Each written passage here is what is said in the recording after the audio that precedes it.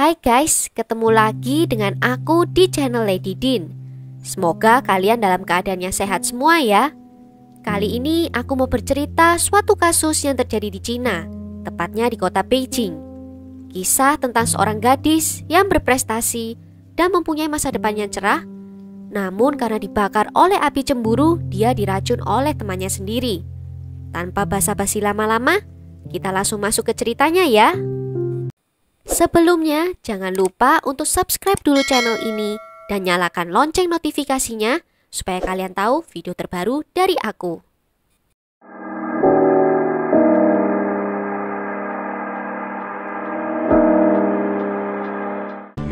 发展的急剧的快，住进去以后，他抓着那个床杆，他就疼啊，他就叫，很快的，他整个的就那个脑子就晕掉了。多一个就是提供那个治疗的机会，我说那我。 Juling dikenal sebagai salah satu korban kasus keracunan talium yang kasusnya sampai sekarang belum terpecahkan. Gejalanya diposting ke internet oleh bekas teman SMA-nya. Kasusnya kemudian ditinjau oleh dokter dari banyak negara yang memeriksa gejala dan memberikan saran untuk pengobatannya. Upaya itu diakui sebagai percobaan telemedicine skala besar pertama di dunia. Juling yang kelahiran tahun 1973 adalah seorang mahasiswa tahun kedua jurusan kimia di Universitas Tsinghua di Beijing. Teman-teman sekelasnya menggambarkan dia sebagai orang yang menarik, cerdas, dan berbakat. Dia juga memiliki bakat yang luar biasa terhadap musik. Tetapi tiba-tiba di akhir tahun 1994, dia mulai menunjukkan gejala aneh dan tubuhnya terlihat semakin melemah. Telapak tangan Juling terasa kesemutan dan mati rasa. Juga diikuti oleh rasa sakit yang menyiksa di perutnya seperti mual dan diare. Pada saat itu, dia hanya didiagnosa terkena flu musim dingin atau keracunan makanan. Setelah dirawat di rumah sakit Tongren selama liburan akhir tahun, kondisinya berangsur-angsur membaik dan dia diizinkan untuk kembali bersekolah. Namun, di Maret 1995, gejala lama mulai muncul kembali, bahkan lebih buruk daripada sebelumnya. Kali ini disertai dengan rasa sakit di kakinya, rambutnya juga rontok drastis, hilangnya kontrol otot mata, dan kelumpuhan sebagian wajah. Juling menjadi tidak bisa bernafas sendiri dan dia pun dipakaikan alat respirator. Seorang dokter di rumah sakit Peking Union, Dr. Lee Sun-wei, melaporkan telah mendiagnosis kasus keracunan serupa pada tahun 1960. Dan dia sangat mencurigai kalau gejala Juling disebabkan oleh keracunan talium. Talium adalah logam beracun yang tidak berwarna dan tidak berasa. Dulunya pernah dipakai sebagai bahan pembuatan racun tikus dan insektisida, walaupun sekarang sudah dilarang penggunaannya.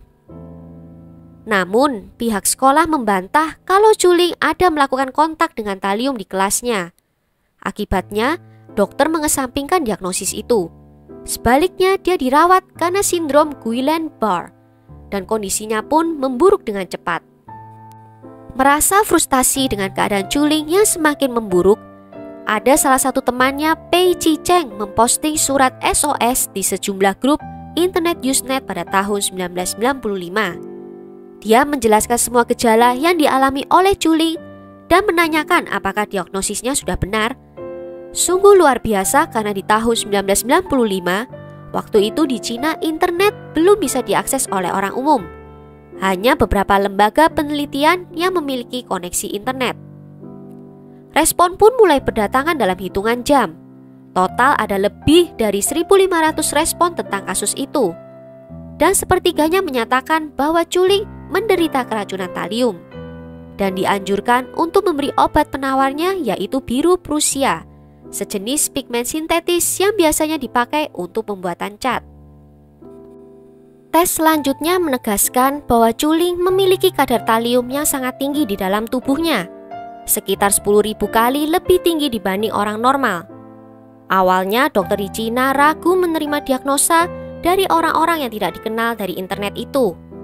Akhirnya setelah 1 bulan sejak diagnosa diberikan, dokter di Cina mulai memberikan penawar biru Prusia. Hal itu dilakukan tepat waktu untuk menyelamatkan nyawanya. tetapi dia mengalami kerusakan neurologis permanen yang serius.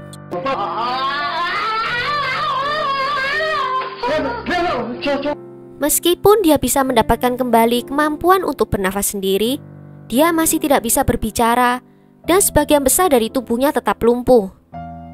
Dia juga mengalami kebutaan, menurunnya fungsi mental, dan tertular hepatitis C dari transfusi darah yang tercemar. Saat ini, Julie hidup dengan mental seperti anak berusia 6 tahun dan ingatan yang terjebak di tahun 1995, di mana dia masih percaya bahwa dia adalah seorang mahasiswa di universitas bergengsi di Cina. Orang tua Julie sempat mengumpulkan sejumlah rambut dari selimut yang digunakan Julie selama periode dia diracuni dan menyimpannya di dalam kantong plastik. Sampel rambut itu diperiksa oleh Min He dan Dr. Richard S. di University of Maryland. Mereka menyusun kembali proses dari keracunan itu, dan hasilnya dipublikasikan oleh Ilmu Forensik Internasional di tahun 2008. Ternyata, Julie mengalami paparan talium sebanyak 2 kali, dan ada peningkatan dosis yang signifikan di paparan yang kedua. Kepolisian mulai menyelidiki kasus ini pada Mei 1995, tapi baru pada Januari 2006 polisi akhirnya mengungkapkan kepada media bahwa penyelidikan awal mereka menghasilkan beberapa tersangka. Tidak ada penjelasan atas keterlambatan dalam merilis informasi ini, dan belum ada seorang pun yang secara resmi didakwa sehubungan dengan kasus itu. Penyelidik utama Lee Susen mengatakan kepada koresponden dari Southern People Weekly bahwa penyelidik sebenarnya telah mencapai beberapa kesimpulan penting, tetapi informasi tersebut terlalu sensitif untuk diungkapkan ke publik saat itu.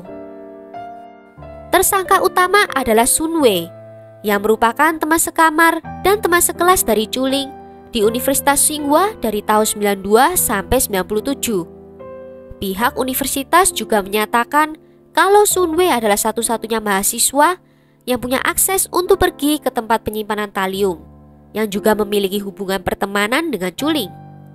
Kasus ini mulai menarik perhatian publik setelah ada seorang yang memposting online dan mempertanyakan apakah benar tersangka tidak bersalah dan apa ada peran keluarga dalam menghalangi penyelidikan.